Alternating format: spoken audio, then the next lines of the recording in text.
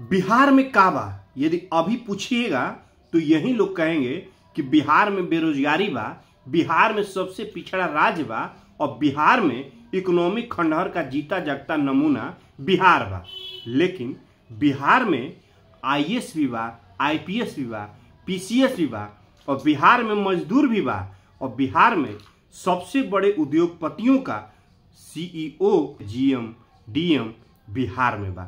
क्या इससे पहले इकोनॉमिक खंडहर का जीता जागता नमूना बिहार था? बिहार में इतनी बेरोजगारी था? जिस बिहार से इतने मेहनती मजदूर निकलकर बिहार से बाहर जाकर और इंडस्ट्रीज को जीरो से हीरो कर देते हैं अपने मेहनत के बल पे, जिस बिहार से इतने बड़े बड़े नेता लोकसभा सांसद से लेकर राज्यसभा संसद भवन में बैठकर इस देश का सिर ऊंचा करते हो, बिहार का मान सम्मान बढ़ाते हो या न हो, लेकिन इसी राज्य से बिहार से बहुत सारे आईएएस निकलकर और देश के हर कोने में इस देश को चलाते हैं। तो इतने मेहनती मजदूर, दिमागदार आईएएस और इतने बड़े बड़े नेताओं के होने के बाद भी बिहार पिछड़ क्यों रहा है और बिहार को पिछड़ा राज्य क्यों घोषित किया जा रहा है और बिहार को ही दृष्टि से क्यों देखा जाता है? इसकी शुरुआत कैसे हुई थी? तो आइए जानते हैं इस वीडियो में पूरे बिहार की कहानी और बिहार में का बा। बिहार की शुरुआत 1947 में वैसे ही थी जैसे शेष भारत का मुर्दा, शांति, डरावना और आर्थिक रेगिस्तान जैसे पूरे भारत में मचा हुआ था, वैसे ही बिहार की भी स्थिति थी। बंबई प्रांत जो गुजरात प्लस महाराष्ट्र था और मद्रास के कुछ हिस्से छोड़कर सारे भारत का तो यही हाल था। सो बिहार भी वैसा ही था, लेकिन कृषि बिहार की ताकत थी, सो उस पर जोर दिया गया और 50 के दशक में देश का 1/4 शक्कर देने वाला राज्य बिहार बन गया। फलों और हार्टिकल्चर में इसका योगदान 50% के लगभग था। चावल गेहूं देश का 30% बिहार उगाता था। तो दोष किसका माना जाए, सरकार या जनता का? लोगों को पता होना चाहिए कि आजादी के बाद बिहार का डालमिया नगर एग्रो प्रोसेसिंग इंडस्ट्रीज का हब बन गया था। शुगर मिल्स लगाई गई, उद्योग और भी आए। बरौनी में रिफाइनरी, फर्टिलाइजर कारखाना, थर्मल पावर प्लांट भी लगे। फतुआ में स्कूटर का कारखाना, मुजफ्फरनगर में पावर प्लांट और मोकामा में भारत वैगन एंड इंजीनियरिंग आए। बोकारो में सेल का प्लांट लगा, जमशेदपुर में टाटा स्टील प्लांट लगा। बिहार के दक्षिणी हिस्सा में अधिक उद्योग लगे क्योंकि नेचुरल था, क्योंकि वहाँ के नेचुरल रिसोर्स से नज़दीकी की वजह से वहाँ कई सारे उद्योग लगे। लोग चाहते भी थे कि जहाँ से नेचुरल रिसोर्स निकले वहाँ ही हम अपना इंडस्ट्रीज और वहाँ ही अपना प्लांट डालें। जो अब यह इलाका झारखंड में है, उस समय यह बिहार में हुआ करता था। और आपको जानकर यह ताजुब होगा कि नेचुरल रिसोर्स में धरती का सबसे रिच हिस्सा तब बिहार के पास था। पर बिहारियों की दादागिरी और आदिवासियों की उपेक्षा से उबकर अलग होने का झारखंड मांग करने लगा। हर बार उस समय की सरकारें इस मांग को ठुकराती रही। फिर एक सरकार आई जिसने एक चुनाव में राजनीतिक लाभ के लिए झारखंड को अलग कर दिया। देश में निजीकरण और एफिशिएंसी का जोर है, इसलिए सरकार बोकारो या बरौनी बनाने का जिम्मा नहीं लेती है।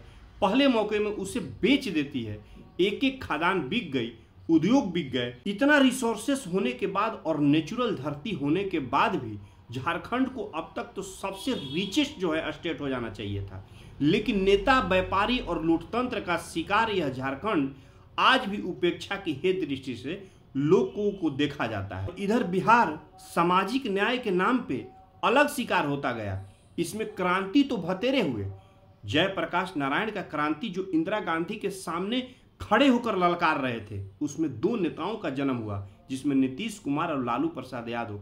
लालू प्रसाद यादव की कहानियां तो आप लोग बहुत पता होगा। नीतीश कुमार की कहानियां अभी चल रही है और दोनों की कहानियों में पिसा कौन? बिहार और बिहार के जनता, जिसमें एक तरफ सिर्फ जाति पे राजनीति हुआ, दूसरी तरफ सिर्फ और सिर्फ विकास के नाम पे राजनीति हुआ। लेकिन विकास आज भी बिहार में यदि देखा जाए तो विकास के नाम पे ये है कि बिहार के जितनी भी जनता है वो बाहर जाके मजदूरी करते हैं। छठों में ट्रेनों से भर भर के लोग मजदूर बिहार पहुंचते हैं, तब समझ में आता है कि बिहार में विकास क्या हुआ। आप लोगों को पता होना चाहिए कि टैक्स के नाम पे बिहार 25 पैसे केंद्र सरकार को देता है तो केंद्र उसे 1 रुपया लौटाता है। वहीं तमिलनाडु साउथ की बात किया जाए तो तमिलनाडु केंद्र सरकार को 1 रुपया देता है, जो उसको केंद्र सरकार सिर्फ 47 पैसे लौटाती है। आप सोच सकते हैं कि बिहार 53 पैसे तमिलनाडु का अकेले चाट जाता है। यह सिलसिला एक बार नहीं, हर साल दर साल चलता रहता है। बहुत सारे लूटने के कारण समझ में तो आता है कि तमिलनाडु, केरल, कर्नाटक, महाराष्ट्र, सिंगापुर तो नहीं बन पाए, लेकिन ये समझ में नहीं आता है कि इतना लूटने के बाद बिहार भी सिंगापुर क्यों नहीं बन पा रहा है। इसका कारण समझिए और इसका साइकोलॉजी समझिए।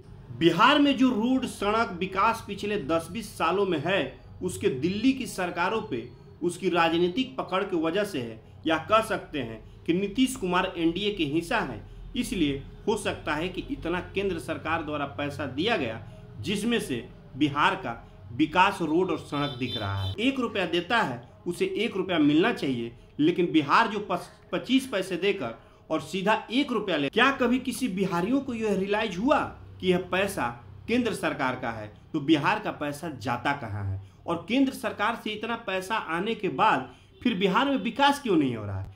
तो फिर आप पूछेंगे कि बिहार में काबा, मोकामा में काबा, तो मोकामा में अनंत सिंह बाड़े। एक दौर था जब इंडस्ट्रियल हब हुआ करता था मोकामा, एक दौर था जब डालमिया नगर बिहार का सबसे बड़ा इंडस्ट्रीज हब था, लेकिन ये दोनों कैसे गायब हुए बिहार से पता ही नहीं चला। लोगों से पूछिएगा तो लोग यही कहेंगे कि यहाँ की जनता का शिकार ये दोनों इंडस्ट्रीज हो गई। और अनंत सिंह से पूछिएगा कि मोकामा में काबा, तो कहेंगे कि हम मनबे नहीं करेंगे। ये ऐसे ऐसे नेता बिहार को खा गए, लेकिन अब पछताए होत क्या है जब चिड़िया चुग गई खेत। कैसे घटिया राजनीति, दादागिरी, मूर्खता, जाति धर्म, क्रांति के चक्कर में कैसे पीढ़ियां नष्ट हो गई और अपने साथ लेकर सबको डूब गई, और बिहार में बचा तो सिर्फ और सिर्फ एक गाना, जो बिहार में काबा।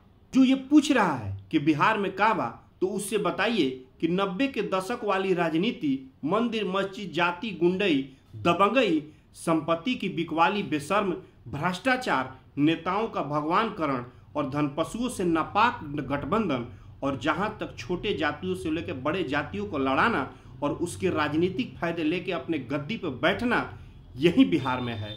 और बिहार में जब भी कोई पूछे कि बिहार में का बा, तो बताइए बिहार में बेरोजगार बा, और इसने ही बिहार को बिहार बनाया। और ऐसे ही मजाक यदि हिंदुस्तान में होता रहा जो अभी चल रहा है, तो एक दिन कहा जाएगा कि हिंदुस्तान में का बा।